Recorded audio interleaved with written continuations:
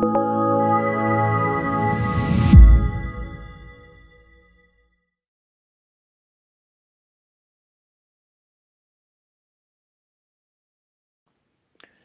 I'm Jacob Hornberger, president of the Future of Freedom Foundation, and this is this week's issue of the Libertarian Angle, the show that brings you the uncompromising moral, philosophical, and economic case for the libertarian philosophy.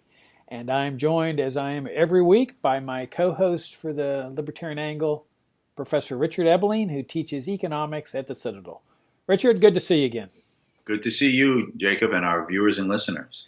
Yeah, Richard, we've discussed education in the past, but we've never focused specifically on higher education. We've talked about public schooling and compulsory attendance laws and the role that the state plays in secondary education, and we've discussed things like vouchers.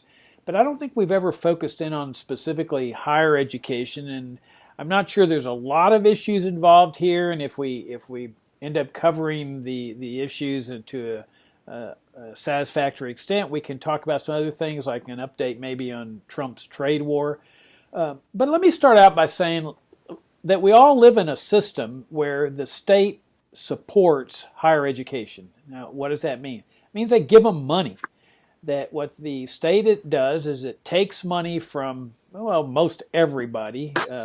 It's that tax is raised through property taxes or maybe even sales taxes. But it's really a welfare dole that the state gives out to colleges and universities. And my question as a libertarian, of course, is why is this necessary? For one thing, and another question, how do they justify it under principles of morality? Why shouldn't people be free to keep their own money and decide what to do with it for themselves? If people want to donate to a college or university, they're free to do that. In fact, people do that. And so to the extent that the state is seizing people's money and then giving it to colleges and universities, they're really saying, well, we don't really trust you to do the right thing with your own money. And so we're just going to have to force you to do the right thing. Because in a genuinely free society, people would be free to keep it all and just decide for themselves. Now, one might argue, well, there might not be enough money going to colleges and universities. Well, that might well be the case, but that's the essence of freedom, where people are deciding for themselves what to do with their money, and if a college or university cannot secure the necessary funding, either through donations or tuitions or grants and the like, well, then they don't deserve to operate in a free market. I mean, that's the way a free market and a free society operates. That if you can't generate a product or good that other people are willing to pay for or support, then you need to find another line of business. So you have this entire system here where you've got colleges and universities that are dependent on the dole. You've got a system where the state extracts money through force, through taxation, to put all these colleges and universities on the dole. How can this possibly be reconciled with a free society and a free market economy, Richard? Well, of course, from our point of view, it can't be. Unfortunately, the idea that government is responsible for education has been long a part of partly the Western and certainly, unfortunately, even the American tradition. Thomas Jefferson, for example, was involved in the establishment of what we today call the University of Virginia. There was this idea that the educated citizenry and those who need a more advanced education, who become leaders and trendsetters and innovators and men of literacy, should be fostered, cultivated. That at least was the rationale for it. But the fact is that from our perspective, a more consistent classical liberal libertarian perspective, it's basically educational socialism. And there's no other way to express it. Throughout the United States, a vast number of the institutions of higher learning, colleges and universities, are owned and operated by the state governments. The University of California system, and so on, the SUNY system in New York. So basically, the governments are owning the institutions of higher learning. They hire the faculty, staff, and support. They provide subsidized tuition, in some cases full tuition, for many of the student attendees. And through the network of scholarly professors hired, they basically mandate, influence, and control the curriculum through which young minds are educated on a vast number of subjects, leading to their going out and, as the phrase goes, quote, to the real world after college and university. It is a socialist institution. It has all of the negative effects of it. Besides the ones that you brought up, Jacob, is it ethical and moral to make people have to pay or subsidize for something that they might not want or value or consider the best way of managing their finances and income for themselves and their family? There's also the fact is that the academic environment in these institutions become cloisters of a cocoon, if you will, a cocoon separated from the real world. They're answerable to no one. They rally around the phrase academic freedom, and because their salaries come from the state, and with tenure they have guaranteed employment for life after this probation period, following which they may receive the tenure, they're independent of the people that they serve. Let me try to explain this, Jacob, by the contrast. In the marketplace, that is the private enterprise free marketplace, every producer is answerable ultimately to the consumers who purchase his product.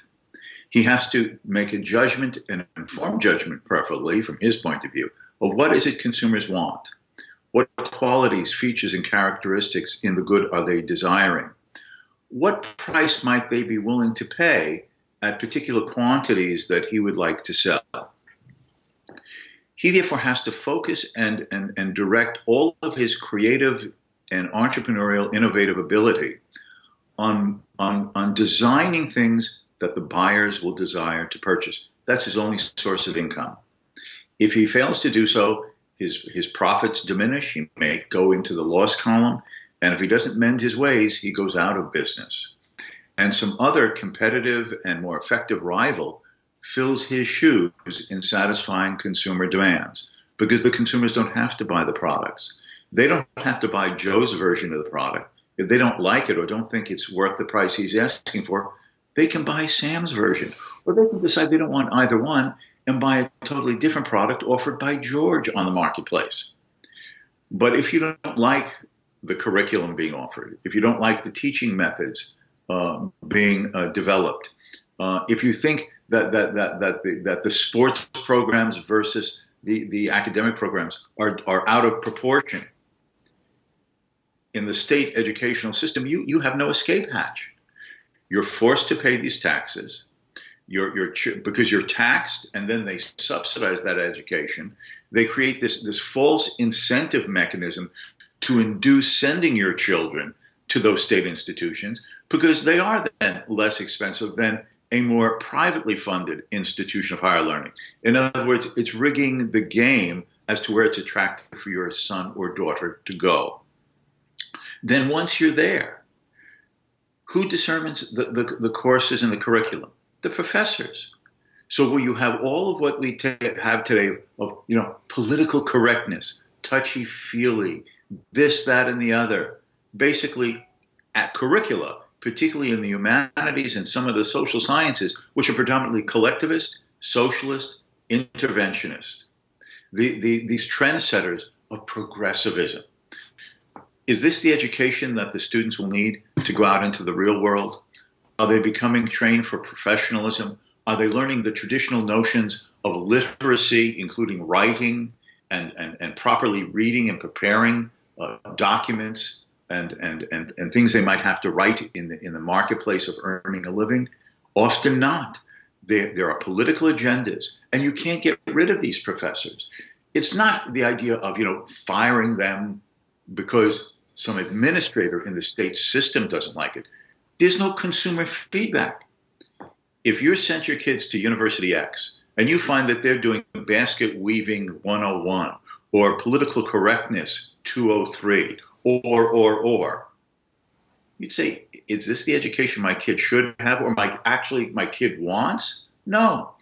I will take my tuition money and I will transfer my son or daughter to another institution.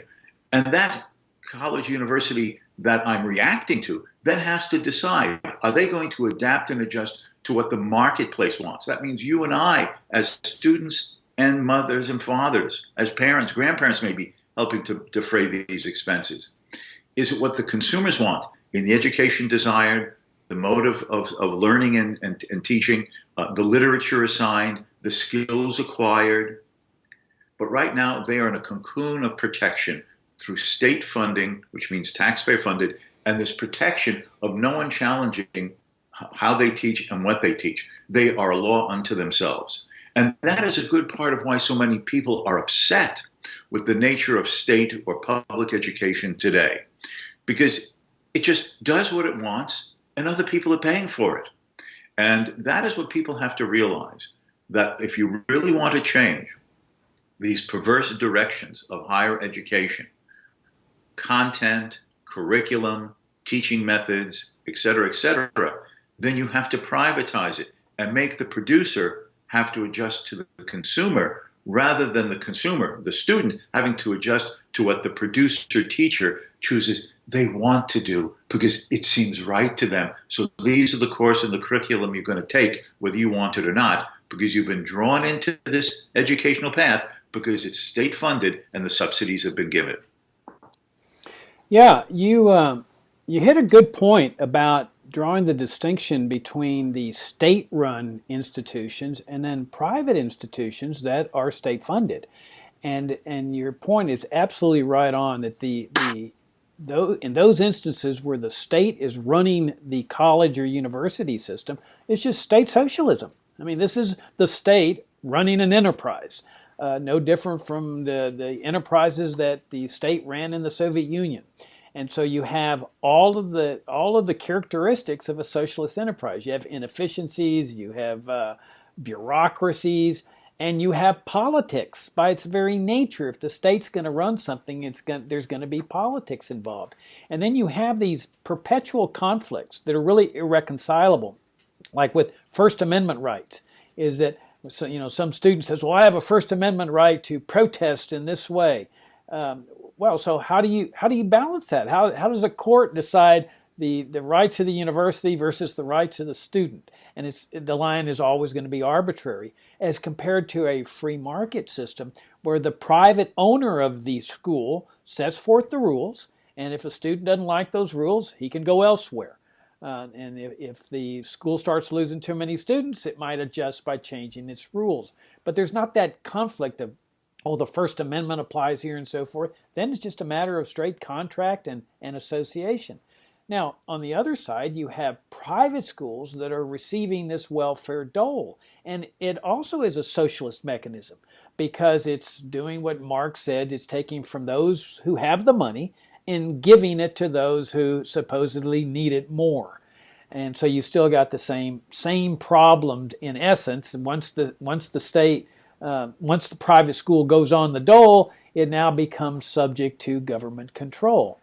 Now, one might ask, well, Jacob, is it really possible that schools, universities, and colleges could survive without the dole or without the state being involved in education? Well, of course. It's just that we've become so accustomed to this way of life that to think at a higher level, the libertarian level, the level that says, how about separating school and state? How about having a free market educational system? Not just at the college and university level, but all the way down through the secondary, elementary school level. Just the state plays no legitimate role here.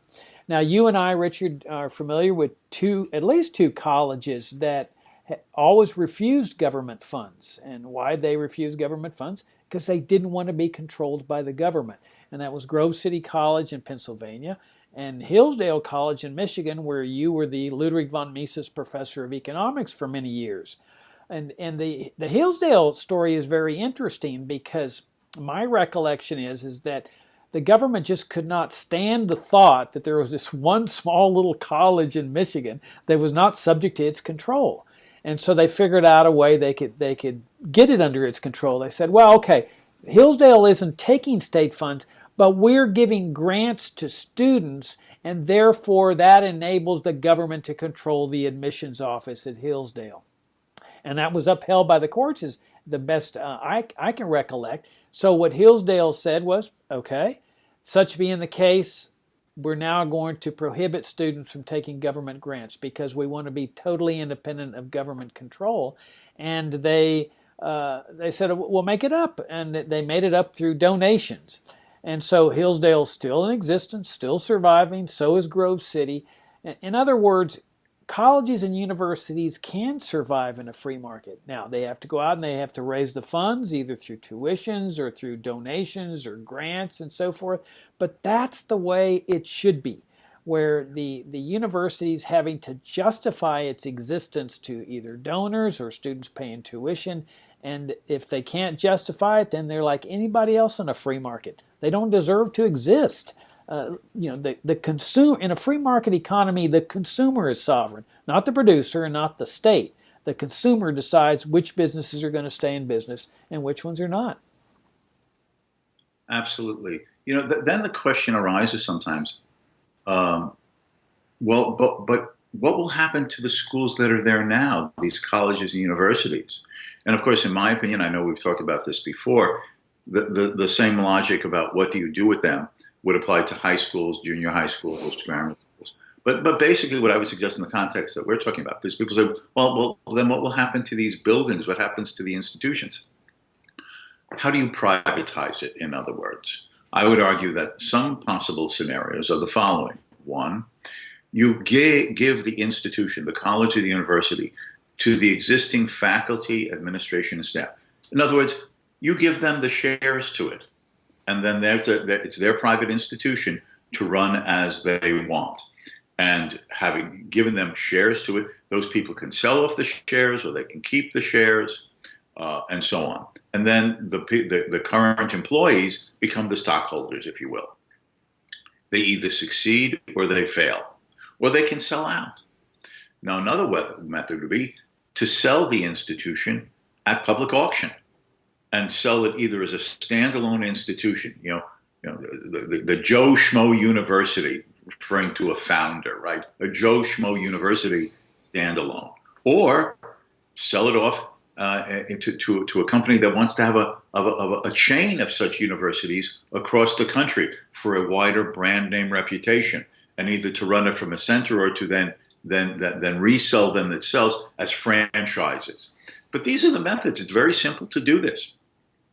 In the last years of the Soviet Union, I was traveling there, offering consulting advice on market reform and privatization, mostly, though not exclusively, with what was emerging as the new democratic government in the Soviet Republic of Lithuania. And it was relatively easy to devise these. Of course, there's always, it's all in the details sometimes. But the logic of institutionally how to privatize state property in a way that seems more efficient, from a certain perspective more just, given the long period of socialization. All of this is possible, and the same thing could be done, in my humble opinion, with these state institutions of higher learning. And now, as you were saying, they stand on their own. Just like any other private enterprise has to demonstrate that they can market a product consumers want and at prices they're willing to pay relative to the rivals who are also attempting to get the same consumer business, they'll either stand or fall. Some of them may go out of business. And that's not unusual. There have been colleges and universities who have disappeared. There used to be a private university, pro-market, by the way, in Dallas, Texas, called Plano University, or the University of Plano. And they're gone. Sometimes that happens. They couldn't make a go of it. And that would be the case with these. Another perspective of this, if I can sort of continue with this, Jacob, is this idea, but what if they all can't survive?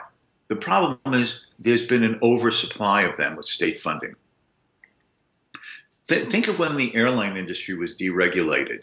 There had been a handful of airlines that the government had allowed to exist under airline regulation. The CAB, the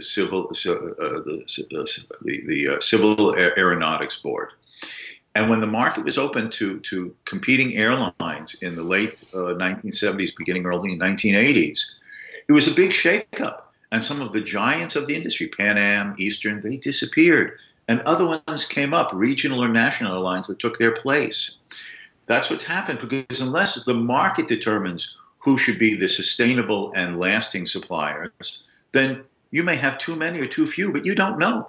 As Hayek has said, the market is a discovery procedure in which competition finds out what consumers want and who has the ability to supply it. The same thing would be, we probably have too many colleges and universities because of these artificial government funding and supports. So too many professors in some academic fields. That has to be shaken out too, but only the market can determine this. So you should private in ways like I've suggested perhaps, and then let the market decide what universities, where, how large, how small, how diverse in the curriculums, which ones last, which ones go by the wayside, which ones emerge that weren't there to begin with. The same way new airlines emerged once the airline industry was deregulated. There's no way to sort this out and settle this other than by allowing the competitive and open market from functioning.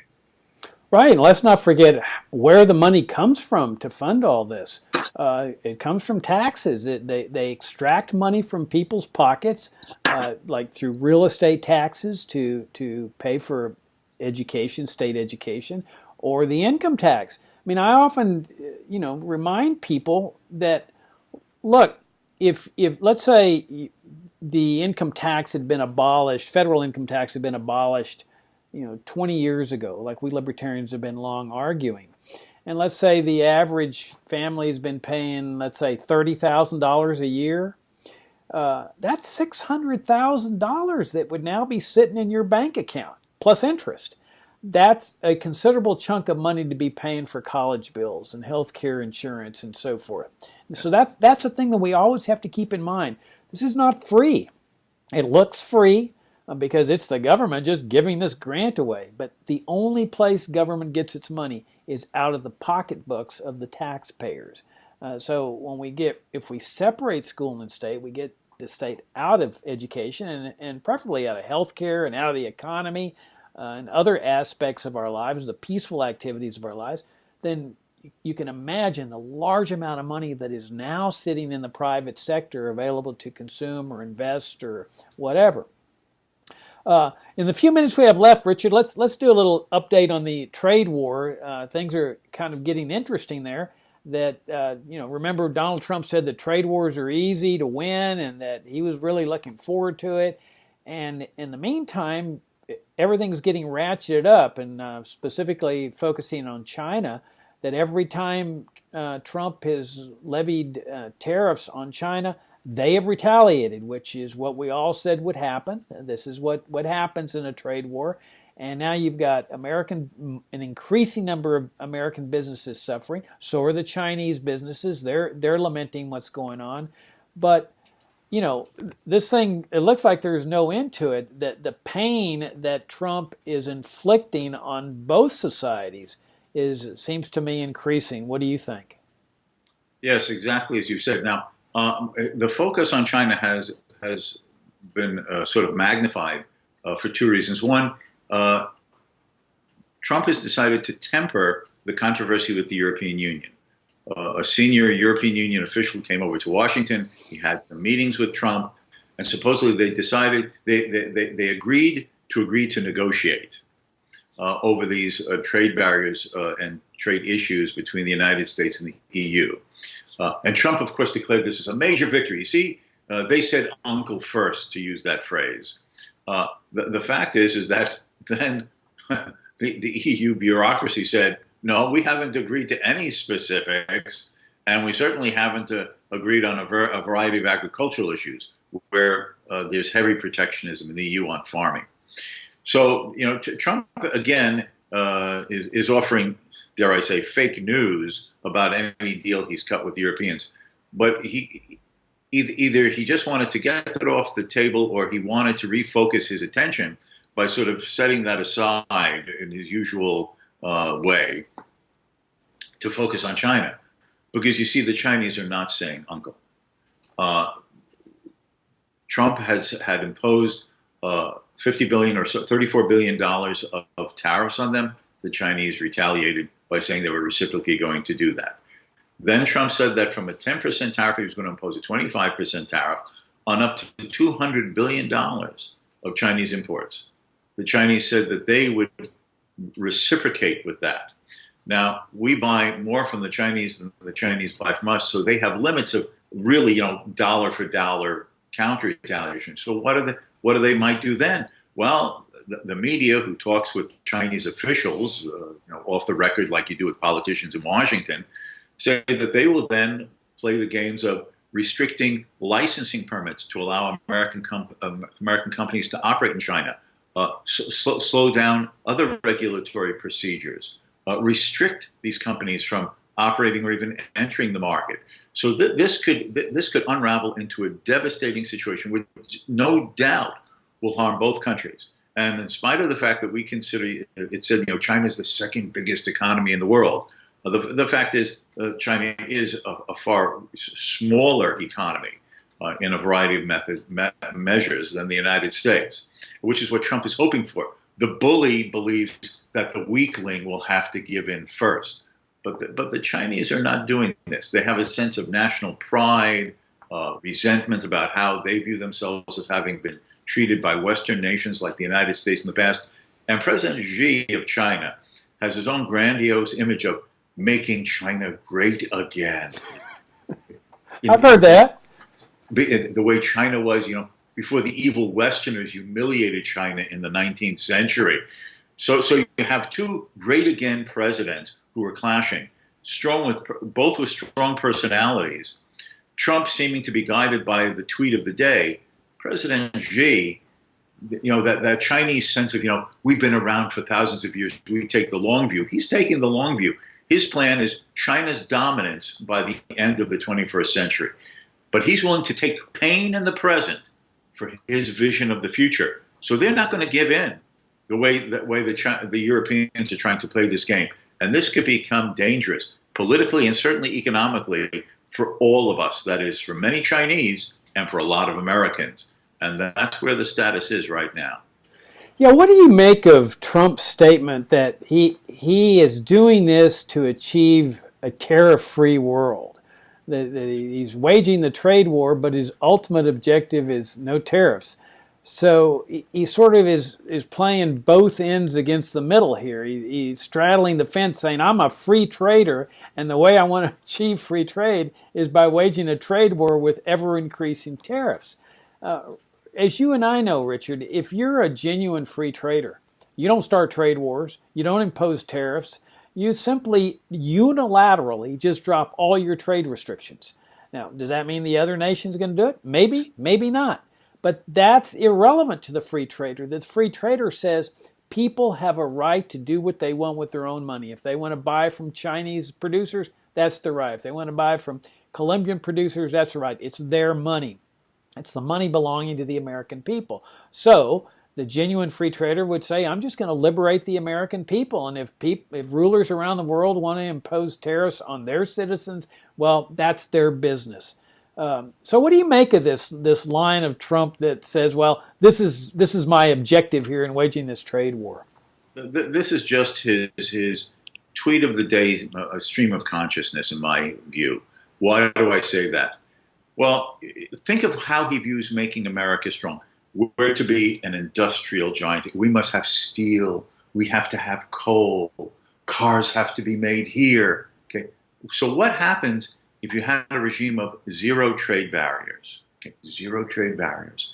And the Europeans or the Chinese or the Canadians or anyone else produces better and less expensive steel, makes better and less expensive cars, so that in a market-based division of labor of what is produced by whom and where, we don't do steel anymore. We don't do automobiles anymore, hypothetically, right? Just for the sake of the example. Would Trump say, well, yeah, that's fair? No. He has an image this older image of America of the late 19th and the first half of the 19th century. What is great? You're a steel producer. What is great? You make airplanes. What is great? You make cars. That's the policy that developed countries followed in the 1950s and 60s, following the socialist model. It was called import substitution. we don't want to be dependent on foreign steel. We don't want to be dependent on foreign airlines or foreign manufactured cars. So we're going to set up tariffs and barriers to create hothouse industries, because that's what's defined a developed country. And this is, in fact, the mindset that Trump has. He's a third world socialist tyrant in his economic thinking. As a consequence, this is all fluff, because if it was zero tariffs and that happened, he'd want to have some types of trade barriers, restrictions, or artificial subsidies to suck certain industries, quote, back into America. As he's already said, he's going to penalize American companies that build a factory in Mexico. He's going to make it difficult for jobs to leave and punish a business. He's going to create subsidies and incentives for companies to come back. He's a central planner, an economic nationalist. He is a statist. It's just that his statism is a different variation on the same theme than, let us say, Obama's or the European Union or President Xi. Yeah, you recall back in the 1970s when you and I were really diving deep into the discovery of libertarianism, there was that great television series by Milton Friedman called Free to Choose. And if newcomers to libertarianism have not seen that series, I cannot recommend it more highly. It is fantastic. And I remember that one of the, and I'm sure it's online, it's easily accessible. It's called Free to Choose.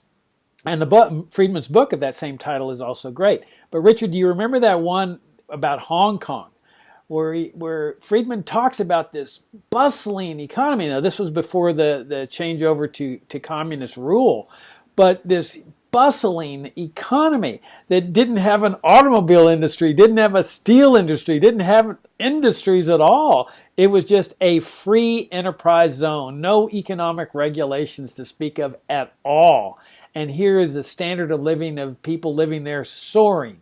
And Friedman's point was, if you want a dynamic, growing economy, forget about whether you should have an automobile industry or a steel industry or this. Just have economic liberty, and that's all you really need. Right, because the logic of what he talks about is, I think if the states had this authority, well, Washington State would say, we have to have our own steel industry. Florida says, we have to have our own parka industry. Californians say, we need to have our own lobster industry. So you have all these, because that's the sign of state greatness, state equality with the nations of the world. So you have a lobster hot house, I suppose, cold houses in California. You artificially have parka industries in Florida. Why?